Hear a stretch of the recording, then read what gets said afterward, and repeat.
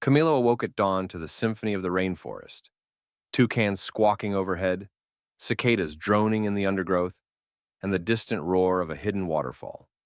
He stretched his four spindly legs and tested the branch beneath him, confident yet anxious. For today, like every day, he would attempt the ancient chameleon rite of color matching, melding into the swaying leaves, vanishing from predator and prey alike. He inhaled the humid air, tasting the sweet richness of orchid nectar and damp earth. Camilo focused on a broad bromeliad frond glazed with dew. With every muscle in his chromatophore-laden skin, he willed himself to shift, shoulders pooling in emerald green, spine rippling into leaf vein yellow. Yet, no matter how intensely he tried, his scales remained a flat, matte gray, like a shadow drawn in charcoal rather than living pigment.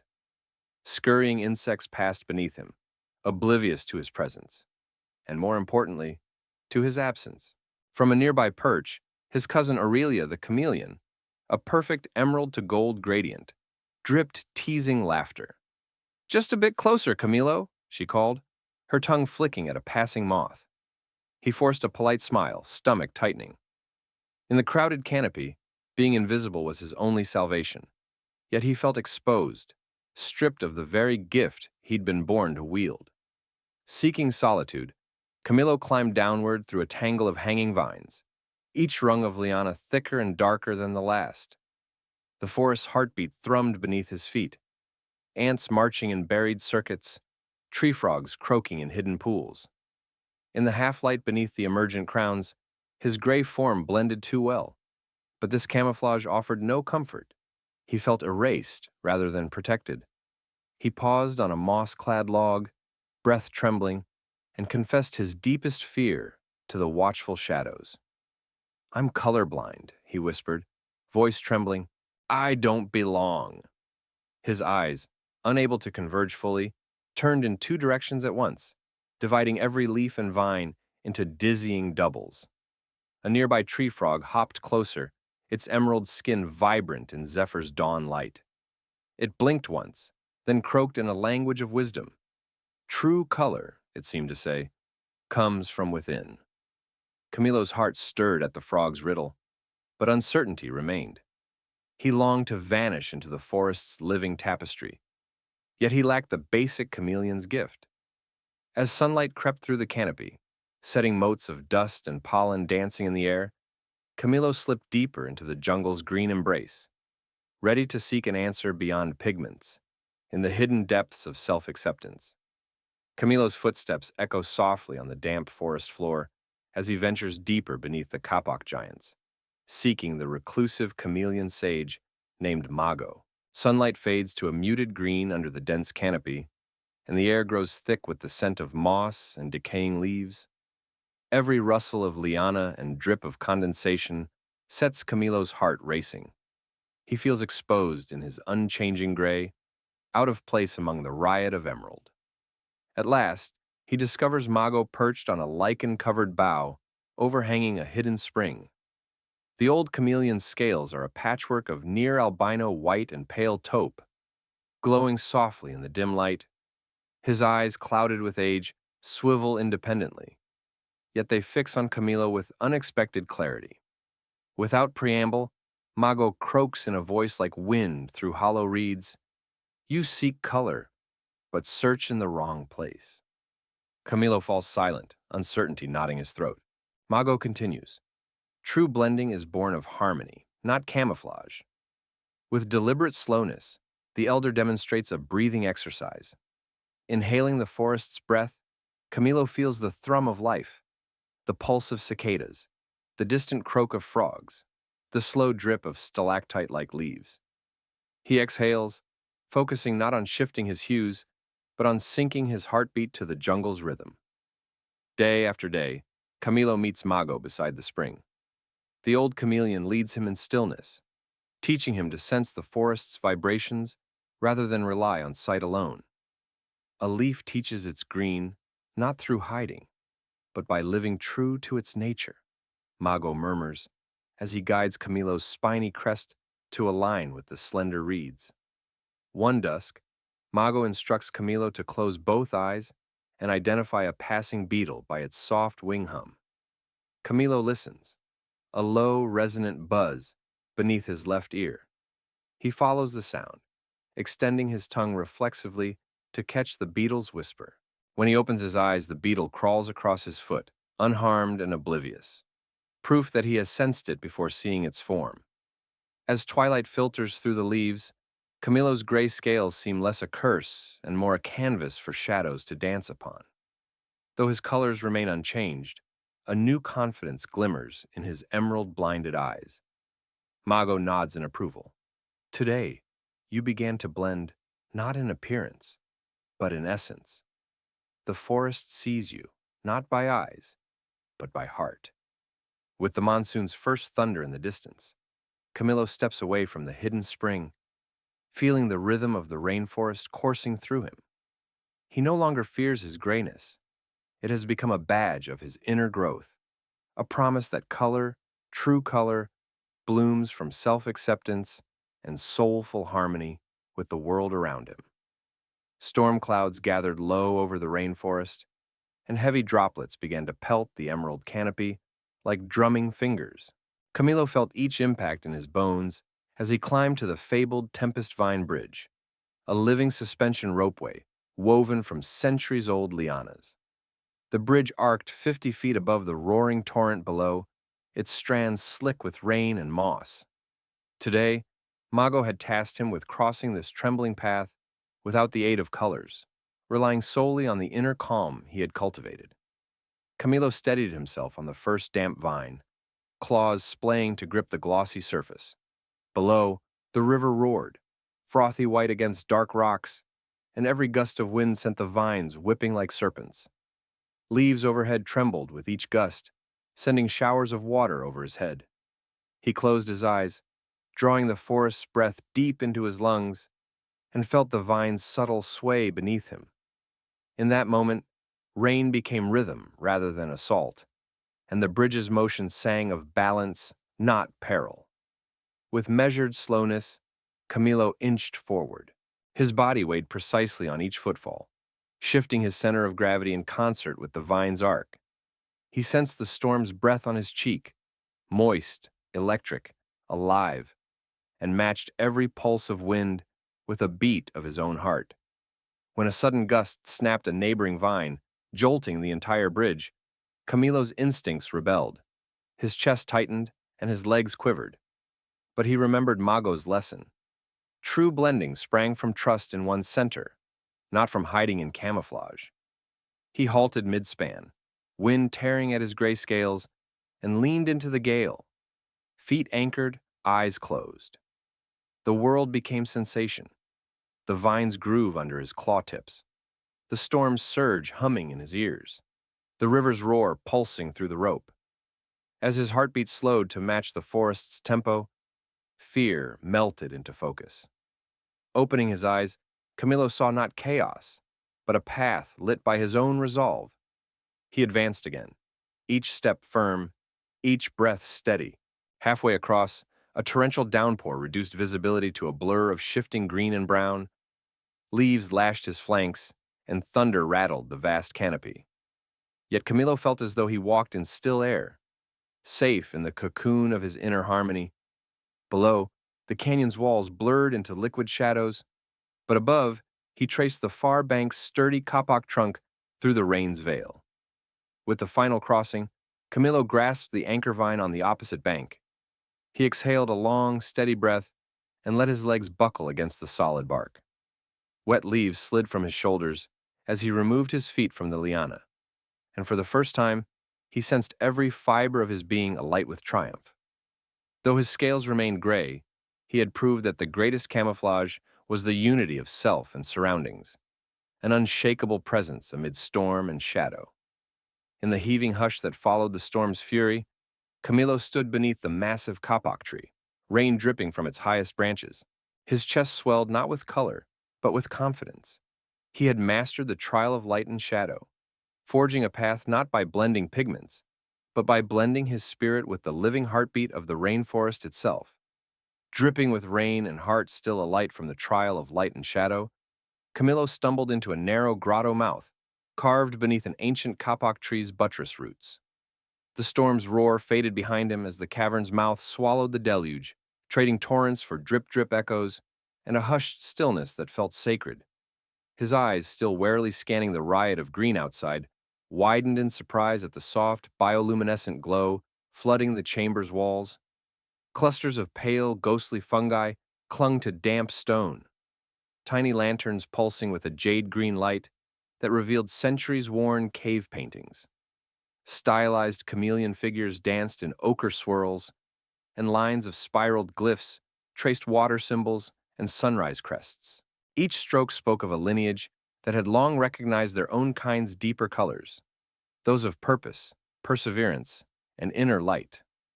Camilo pressed his beak to the nearest glyph, feeling its carved grooves beneath his sensitive flesh. He traced the spiral of life depicted there, remembering Mago's words. True color lives in spirit, not scale. As he moved deeper, the cavern opened into a wide chamber, with a still pool at its heart. The water's surface shimmered like polished obsidian, reflecting the fungi's glow in fractal patterns. Stepping carefully along a ring of smooth stones, Camilo reached the pool's edge and gazed into its depths. Instead of his usual gray, his reflection danced in shades of pale silver and stormy pewter, hues born of rain and moonlit quiet, rather than leaf or bark. In that living mirror, he recognized not a flawed mimic, but a living testament to resilience, etched in subtle luminosity. Above him, the cave's stalactites dripped in steady rhythm, each drop sending concentric ripples through the pool. Camilo closed his eyes and listened. The water's whisper, the fungi's hum, and the faint heartbeat of the forest beyond. Here, at the intersection of storm's end and subterranean calm, he felt the full measure of his journey. His lack of camouflage no longer felt like a curse, but a key, opening doors, hidden to those who only saw with their eyes. As he turned to leave, Camilo paused before the final wall painting. A chameleon perched atop a spiral sun, its scales painted in every hue, a reminder that life's most vivid colors are drawn from the spirit's light. With a soft click of his tongue, he honored his ancestors' wisdom and stepped back into the damp rainforest air.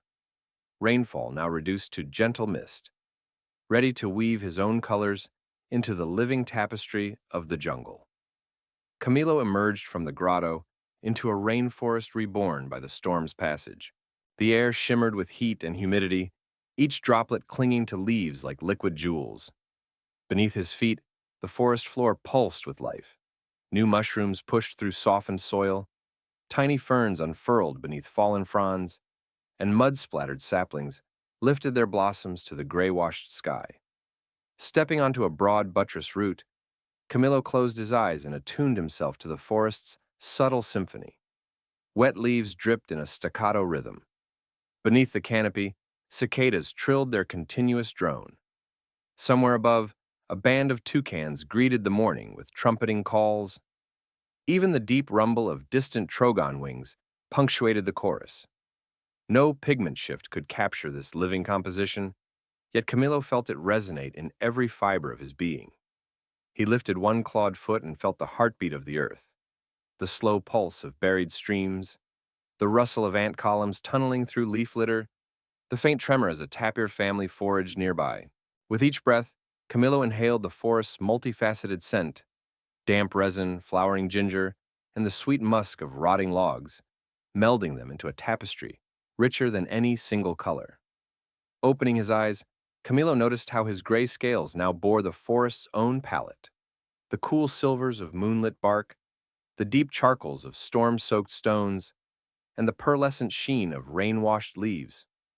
Though he still looked monochrome at first glance, subtle gradients rippled across his flanks, echoes of the environment's shifting light, rather than literal camouflage. In this way, he both stood apart and belonged, a living canvas of the forest's soul.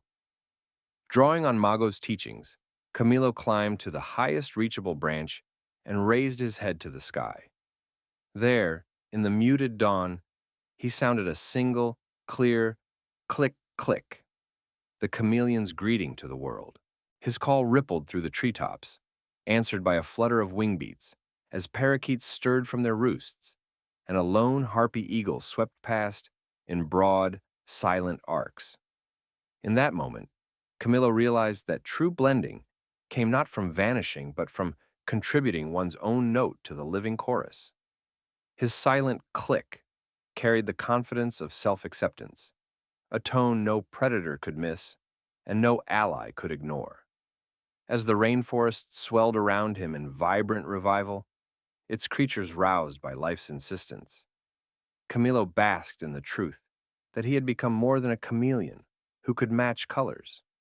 He had become the forest's living harmony, singing its symphony in scales of spirit rather than pigment. Word of Camilo's newfound harmony spread through the rainforest like ripples on a pond. By twilight, creatures of every stripe, from scarlet macaws to emerald tree frogs, gathered in the moonlit clearing beneath the ancient kapok, where the Council of Colors convened once each season. Tonight's rite was said to reveal a being whose presence embodied the forest's deepest truths. Camilo approached the circle, heart drumming like a drumstick on hollow bamboo. Around him, chameleons of dazzling hues formed a ring. Racing reds, sunset oranges, jungle green gradients, and sapphire blues. Each bore its own message: mating call, warning signal, claim of territory, painted in living pigment. As he stepped into their midst, the gathered chameleons parted to reveal a central pedestal, a large, smooth leaf glistening under firefly light. Mago, perched atop a low branch, raised a foreleg in solemn greeting. "Tonight," he rasped, "we honor the one who blends with truth rather than hue." Murmurs rippled through the council as Camilo inched forward. He felt vulnerable without color, yet steadiness filled him. Each step grounded in the lessons of self-acceptance and mindful presence. At Mago's signal, the leaf's surface shimmered, and the eldest chameleon, adorned in pearl-white scales, spoke, "Show us your message, Camilo." The young chameleon exhaled, closed his eyes, and lowered his body until his gray scales caught the silver moonlight. Tiny bands of moon silver pulsed in time with his heartbeat, creating a gentle glow that washed over the leaf. Silence fell as council members beheld this soft radiance. Then, one by one, they stepped forward to touch the leaf with their tails, imprinting a unique color: a streak of ruby, a band of emerald, a ribbon of cobalt, and so on, each symbolizing community, compassion, courage, and creativity. These marks formed a kaleidoscope around Camilo's soft light, weaving his monochrome harmony into the forest's vibrant tapestry. The youngest chameleon's eyes wide, gasped as the leaf's surface transformed into a living mosaic. Where once lay blank green, now bloomed a pattern of every hue, anchored by Camilo's silver core. The forest creatures, jaguars prowling at the edge, toucans roosting overhead, tree frogs perched on twisting vines, all felt the unity of spirit made visible in that council's gift. Mago lowered his head. "Camilo," he intoned, "you have shown us that color is more than pigment. It is the light of one's being, shared through presence, purpose, and perseverance." With a nod, he extended a taloned hand to Camilo, welcoming him not only as a council member, but as the very heart of the rainforest's symphony. As the fireflies spiraled upward in celebration, Camilo felt warmth bloom within. His scales still bore the soft moon-silver glow, but now they rippled with subtle echoes of every council hue, a living testament to inclusion and collaboration. Under the ancient kapok's watchful boughs, the forest had learned its greatest lesson: that true color shines brightest when we honor both our uniqueness and our connections to all life around us. As dawn's first light filtered through the kapok's soaring canopy, the forest held its breath in a hush of worshipful wonder. Zephyrs of mist rose from the leaf-littered floor, and the air thrummed with life's soft chorus. Cicadas waking, toucans greeting the sun, and the distant roar of the hidden waterfall. At the heart of this living cathedral stood Camilo, his scales now a subtle tapestry of moon-silver filaments, woven through gentle shades of dawn gray, the council's colors echoing softly in each scintillating band. Perched on a broad, dew-glazed fern frond, Camilo cast his gaze across the clearing, where creatures of every lineage had gathered to witness the finale of the Council of Colors. Scarlet macaws hovered in arcs of flame above a chorus of tree frogs, while jaguars reclined on sun-warmed stones flanking the assembly. Even the stoic harpy eagle, its great wings folded, bowed its head in reverence as Camilo ascended the kapok's low branch pulpit. He drew a deep breath, feeling the forest's pulse align with his own heartbeat. Then, in a voice steady and clear, he spoke the credo he had learned from Mago and the tempests he had weathered. True color lives within, forged in courage, shaded by compassion, illuminated by acceptance. May we each weave our light into the whole and honor every hue in the tapestry of life. With his final word, Camilo unfurled a slow, deliberate display. His moon-silver base rippled outward into faint highlights of emerald leaf green at his spine, dusky bark brown along his flanks, and soft sunrise gold at the crown of his head, hues drawn not from mimicry, but from the forest's heart itself. The effect was sublime, a living prism of spirit and purpose that neither predator nor prey could ignore. A moment of reverent silence followed, then the clearing erupted in joyous acclaim. Macaws squawked in dazzling flashes of crimson. Parrots trilled harmonic chords, and the tree frog's song rose in a symphonic swell. Jaguars roared their approval, capsizing stones in rumbles of delight, while the harpy eagle stretched its wings in a salute to Camilo's triumph. As the celebration swirled beneath the kapok's ancient boughs, Camilo felt a profound peace. He had transcended the need for literal camouflage, embodying instead the truest kind of blending, the unity of self and surroundings, spirit and soil, individuality and community. In that rippling radiance, the rainforest found its deepest harmony, a living testament that every being, in its unique light, contributes an indispensable color to life's grand masterpiece. And as the sun climbed, gilding the world in golden beams, Camilo perched atop his fern pedestal, scales shimmering with inner light, and vowed to carry his lesson forward, that the most unforgettable hues are those born of acceptance, woven through every heartbeat, and shared freely in the wondrous symphony of the living world.